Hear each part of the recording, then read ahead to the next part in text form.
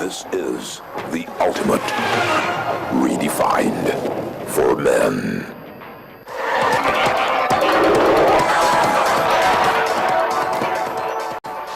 Welcome to Sports News. The Athletics Federation of Nigeria says the country's athletes could miss out on defending their title at the African Youth Athletics Championships in Mauritius owing to inadequate funds. The AFN have already selected a team of 27 athletes made up of 15 boys and 12 girls for the championships from April the 23rd to the 26th. But AFN Technical Director, Navy Commodore Omasheyi Nesiama, says the body is still sourcing for funds to enable the defending champions participate at the tournament that will also serve as qualification for the Africa Games in Congo-Brazzaville in September. Nigeria won the last edition of the tournament held in Warri, Delta State, with a total of 33 medals, 12 gold, 9 silver, 12 bronze. Meanwhile, the African Under-20 champions, Nigeria's Flying Eagles, have stepped up their preparations for the FIFA Under-20 World Cup in New Zealand. Over 30 players were involved in the team's training session at the FIFA Gold Project in Abuja as a battle for places in the final 21-man squad for the World Cup. Coach Manu Garba says the team will train twice a day till Friday. For Europe-based players will join the squad at their training camp in Germany next month. The players are Wilfred Ndidi, Moses Simon, Isaac Success, and Kelechi Iheanacho. The African champions will begin against Brazil on the 1st of June in New Plymouth. The referees committee of the Nigeria Football Federation have suspended until the end of the season referee John Charles and assistant referee Ogunta Matador for poor performance in the week 4 of the Nigeria Professional Football League. Both officials were on duty when Sunshine Stars FC of Akure hosted Dolphins FC of Port Harcourt, with the host winning 2-1. Chairman of the committee, Mr. Yusuf Ahmed, said the two officials were suspended for gross misconduct and performance below the required standard of the game. And Nigeria's CAF Confederations Cup campaigners, Warri Wolves, are confident they will advance in the final qualification round of the tournament. Warri Wolves take a slim advantage after a hard-earned 2-1 victory over MK Nshedi of the Democratic Republic of Congo in the first leg played in Warri, Delta State at the weekend. Super Eagles striker Bongao Salami scored both goals for Warri Wolves, but the Congolese scored a crucial away goal in the final moments of the encounter. The return leg comes up in Kinshasa in 2 weeks' time. And that's it on Sports News for tonight. I'm Barn Tony Ranta, and Ijoma will be back with the wrap.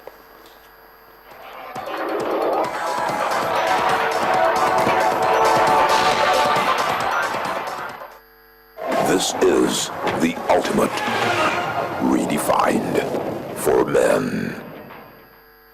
At the end of their meeting today, EU foreign and interior ministers have agreed to strengthen the EU's patrolling service and seek a mandate to destroy people smugglers' boats. Well, this comes as the International Organization for Migration says it received a distress call from a stranded boat that they were in dire need of help at sea. Here's Victoria Ido with more. The intended destination was Europe and Italy, as the migrants were fleeing the rising violence in Libya, where the Islamic State shot and beheaded 30 Ethiopian Christians in their latest attack in the country.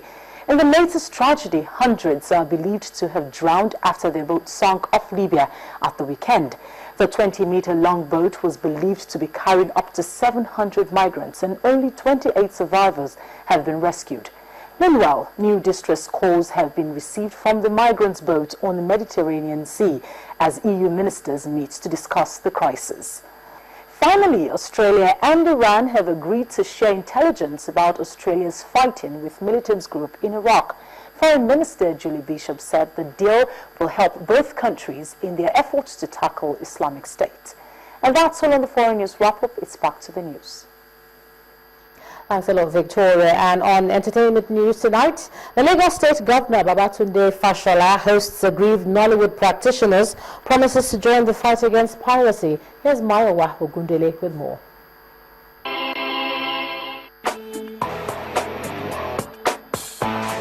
On entertainment news tonight,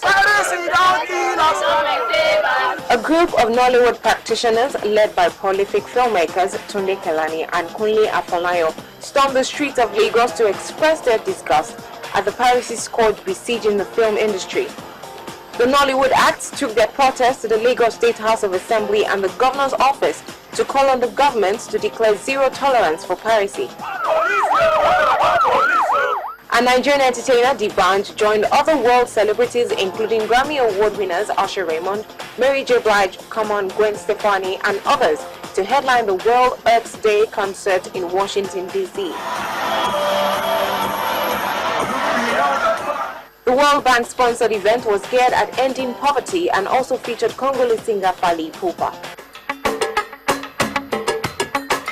Singer Simi is set to release the video of her latest song, Jam Question, which she says will cause viewers to laugh their heads off. Award-winning South African duo Mafikizolo has condemned the xenophobia attack against African foreigners in their home country, South Africa. The singers took to their Instagram account to plead for unity in the country while condemning the escalating attacks. Nollywood actor Joseph Benjamin has also lent his voice to calls for peace in South Africa while condemning the xenophobic attacks being carried out by a local group of South Africans on African immigrants. Meanwhile, Charlie Boy, in an article released online, called on Nigerians to rise and build the nation of their dreams so the citizens would stop seeking greener pastures in other nations. Also, Nollywood actor, writer and producer Ivy Okujai tied the knot over the weekend to her best friend Ezie Igbo. That's it on Entertainment News. Thank you so much for watching. Let's head back to the main news.